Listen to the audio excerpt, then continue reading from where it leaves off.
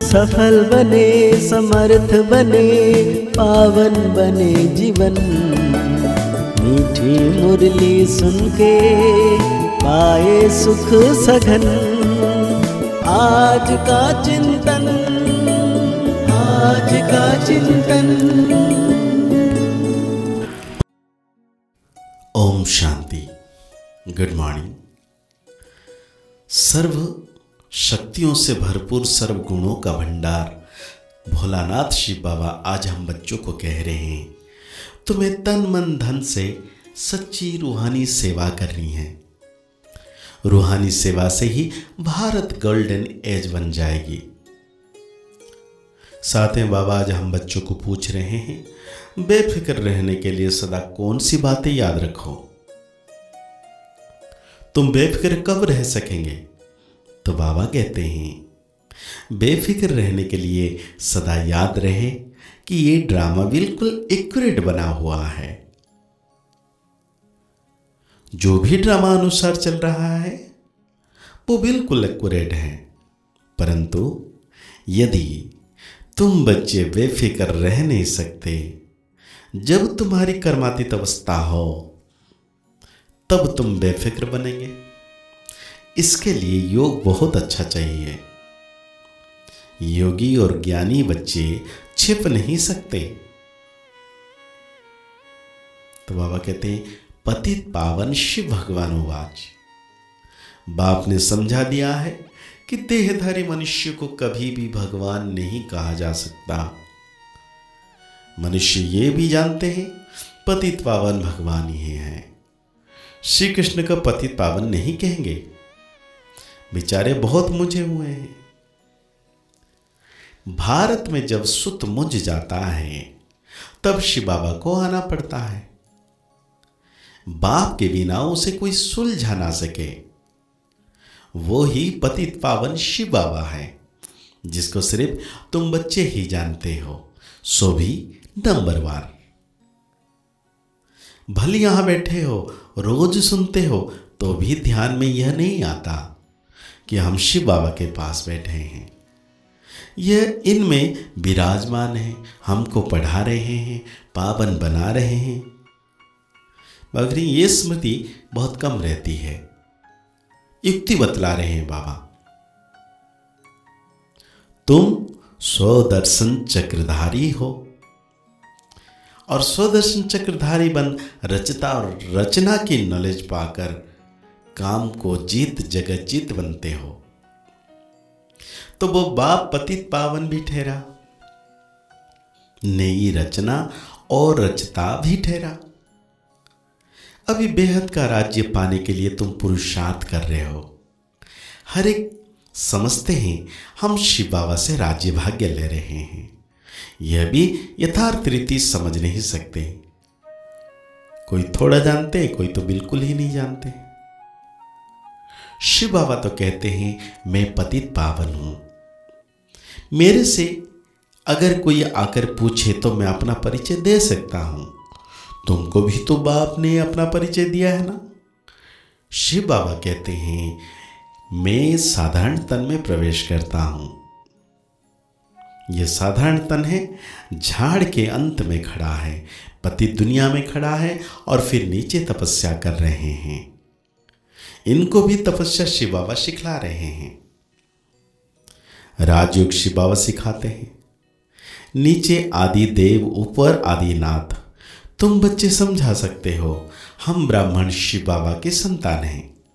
तुम भी शिव बाबा के बच्चे हो, परंतु जानते नहीं हो। भगवान एक है, बाकी सब ब्रदर्स हैं।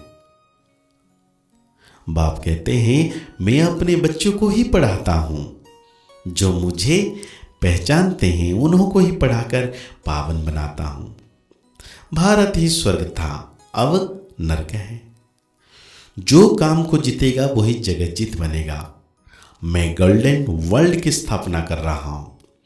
अनेक बार यह भारत गोल्डन एज में था, फिर आयरन एज में आया, यह कोई भी जानते नहीं है। रचयिता और रचना के आदि मध्य अंत को कोई नहीं जानते। बाबा कहते हैं, मैं नॉलेजफुल हूं, यह है एम ऑब्जेक्ट। बाबा कहते हैं गीता किसने सुनाई, राज्य किसने सिखाया, किसने कहा है काम पर जीत पाने से तुम जगत जीत बनेंगे।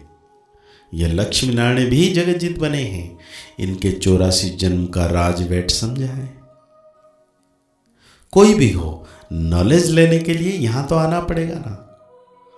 मैं तो बच्चों को पढ़ाता हूं, परंतु तुम्हारे में भी कोई इतना नहीं समझते हैं, इसलिए गायन है कोटों में कोई। मैं जो हूं जैसा हूं, कोई तो यह 5% भी नहीं जानते। तो मैं बाप को जानकर पूरी अच्छी रीति याद करना है। माँ में कम याद क्यों नहीं करते हो? शिव बाबा कहते हैं क्यों भूल जाते हो? अरे तुम बाबा को याद नहीं कर सकते हो? यूं तो बाप समझाते हैं यह मेहनत का काम है, फिर भी पुरुषार्थ करने के लिए पाप करते रहते हैं। बाप बतलाते हैं यह है रावण संप्रदाय। तुम पुकारते हो पतित पावन आओ, और आकर हमें पावन बनाओ। तो यह पतित दुनिया है या पावन दुनिया है?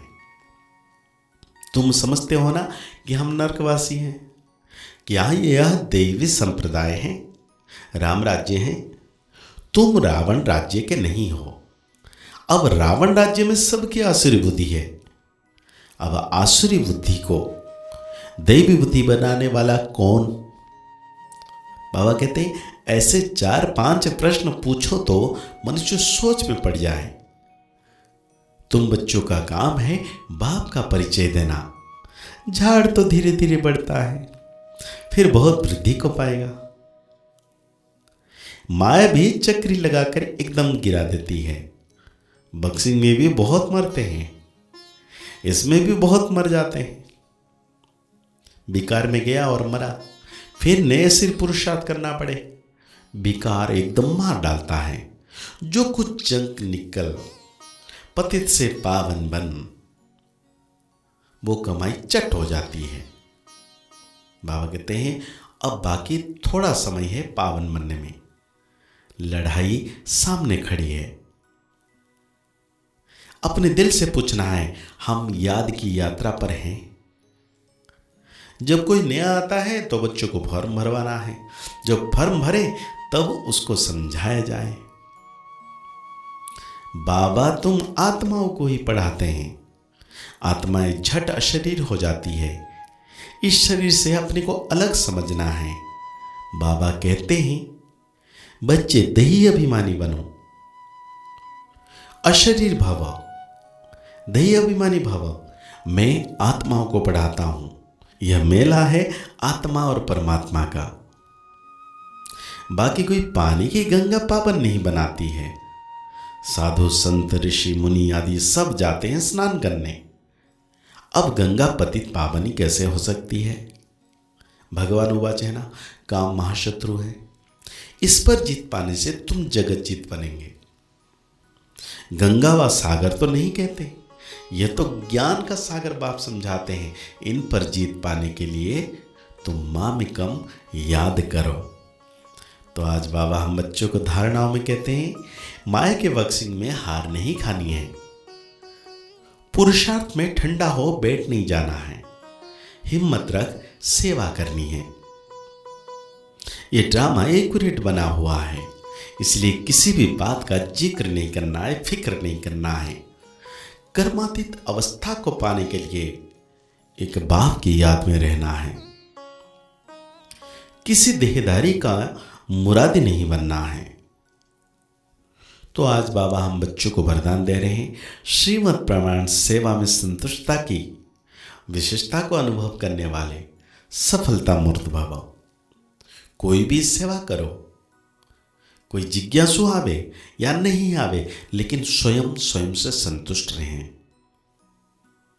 निश्चय रखो कि अगर मैं संतुष्ट हूं तो मैसेज का काम करूंगा। इसमें उदास नहीं हो। स्टूडेंट नहीं बढ़े कोई हर्जा नहीं। आपके हिसाब किताब में तो जमा हो गया और उन्हों को संदेश मिल गया। अगर स्वयं संतुष्ट हो तो खर्चा सफल हुआ। श्रीमत प्रमाण कार्य किया, तो श्रीमत को मानना यह भी सफलता मूर्त बनना है।